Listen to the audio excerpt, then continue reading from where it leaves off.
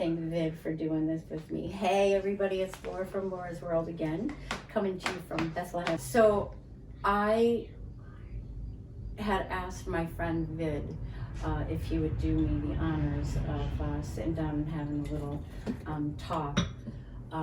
Vid was very, very instrumental in my first 2 years of sobriety. I had walked into my first AA meeting and people were just too happy. And I was looking around the room, scanning the room, and I don't know if it was my second or third meeting. I saw this guy sitting in a chair with, I don't know, you have like a poncho kind of thing on with your head down and you look pissed off and mad at the world. And I was like, that's a guy I want to talk to because I was miserable. And I found out that we were just like a couple of days apart from being sober. Yeah. So those first couple years, I mean, we were inseparable because I felt like it was me and you with all these other people that had, 10, 15, 20 years. And I was like, oh my God, how long do we got to do this for? Right. It was like, oh my God, I wanted no part of it. I thought I could just slow it down a little bit. And we started going to different meetings outside of Thomaston, Connecticut, and heading here and there. And I was with Vid with a bunch of other people and had my first belly laugh because we were allowed to laugh and have a good time. And I didn't realize that's what it was all about, because I was just so miserable. But thank you for all of that in the beginning because I honestly don't know what I would have done. So everything I did in life had alcohol involved. Mm-hmm. So when I came to, I had to do people, places, and things and didn't even know it. So I moved from southwestern Connecticut to northwestern Connecticut, and that's when I met you guys. I was just all done, And I think my first honest prayer brought me to Chock full of Nuts. And I met Heather and she's like, I know a guy. And that's when it all came to fruition after that at Eagle Rock in Thomaston.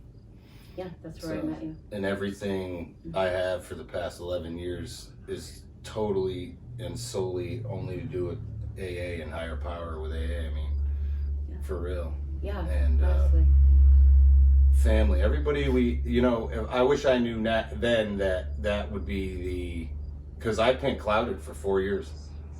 Like, that never happened. Like, you know what I mean? And I thought everybody got the gift, the obsession was lifted for alcohol, and I never thought that I could do anything without it. But again, belly laughs, I learned how to live. Almost everybody that's still around that started with us or was there when I came in I'm still in contact with. Yeah, today, right? Yeah, I mean. Yeah.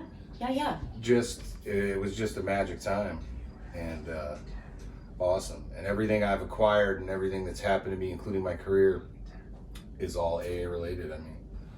Who would have thought, right? No, I mean, it's not. It's living crazy. Living on couches and, just trying to do what was right and, and everybody kept saying those stupid slogans. Hey, but how true are they though? I use principles before personalities, I think, 900 times a day, It is so crazy. But I gotta tell you, I just thought of this, and I think one of those first meetings when you were just being a total, you didn't want to know nothing. We both didn't want to know nothing, but he actually raised his hand, and I thought he was going to share, some of his, whatever.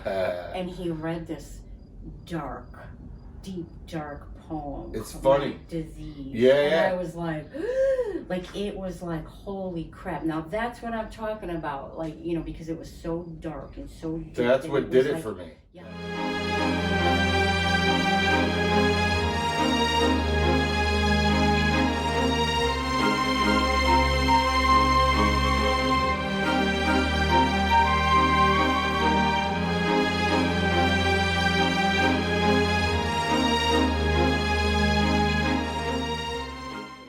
did it like, for me. yeah. That poem. Yeah. For real. The guy's name was Dave. So I drove for 7 years without a license, and I went to jail multiple times for it. It's funny now, but so that's what did it. I went to the class to get my license back. That's all you wanted to get. And this dude handed this thing out, my disease, and I'm like, oh my God, dude, this is what I got to do. And at that point, it was whatever I had to do, because I just to get your license back, right? Well, no, I didn't want to live like that anymore either. And I knew if I didn't change something and got my license back, I would just lose it again. Right. Long and the short is, I read that poem, and that was like my first relative. That was how I related to everyone right off the rip, because I knew that's the one thing we had in common was this thing. Even though I didn't want to be there, and I looked very different. I had really long hair and a long beard. I looked older then than I do now, and it's pretty crazy. But even when we moved you out over there, yeah.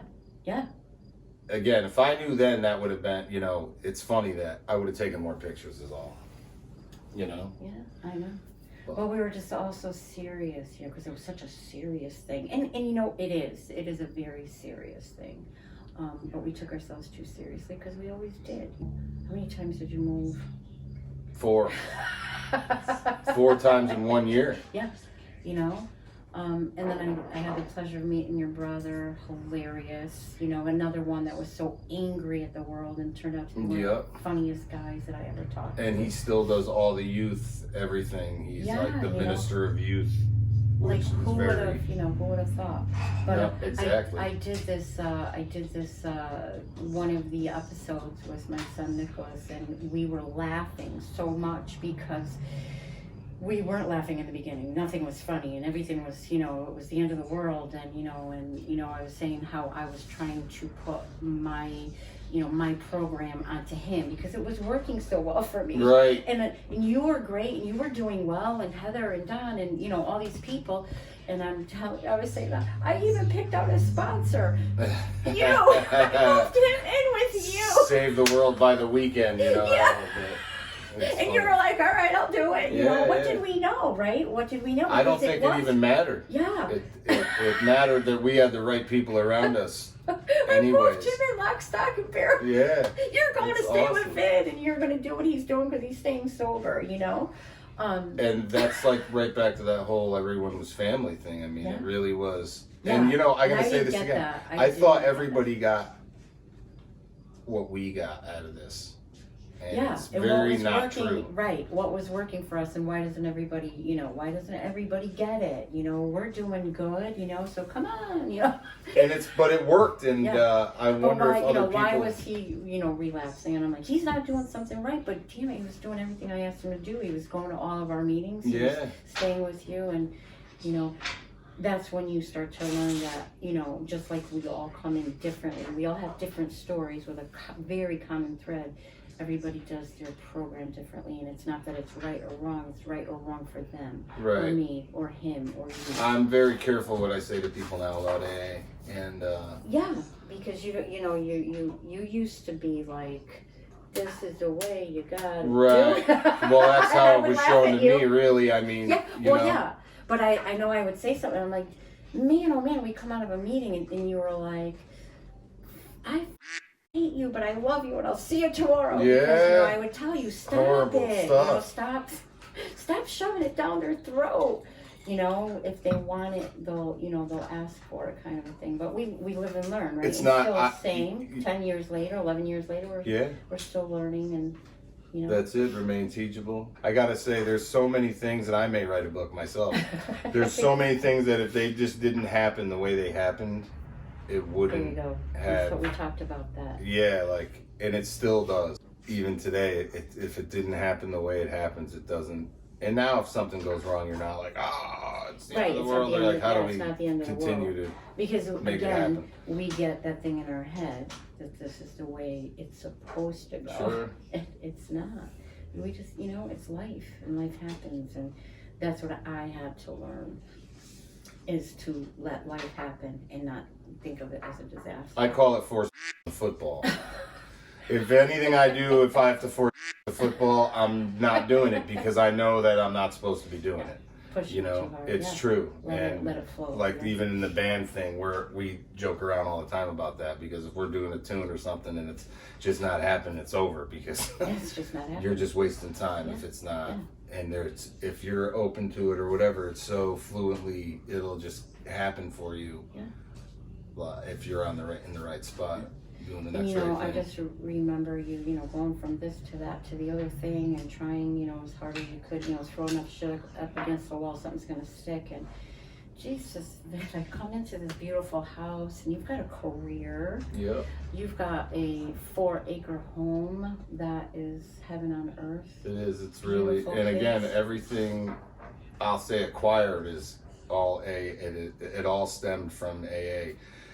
And the principles are always here, like with everything we do. I can't stop moving. I'm one of those guys that I just can't stop moving. So when we do one thing, we're done with one thing, we're on to the next thing, and there's enough to do around here. And the town actually knows it. Everyone comments about the wood pile. It's like probably 3 times as much as we need, but I got to keep doing that. Doing something, right? Yeah, and then the bikes are polished, and this new car.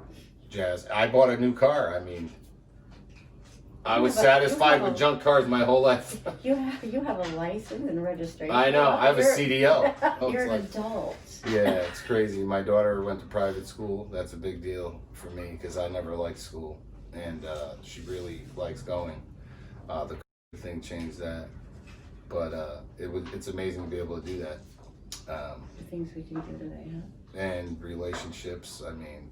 Like you could tell right off the rip too if it's happened, if it's a positive one or not, if it's going to work out or not, what's worth fighting for and what isn't. I mean, boundaries are another thing for alcoholics.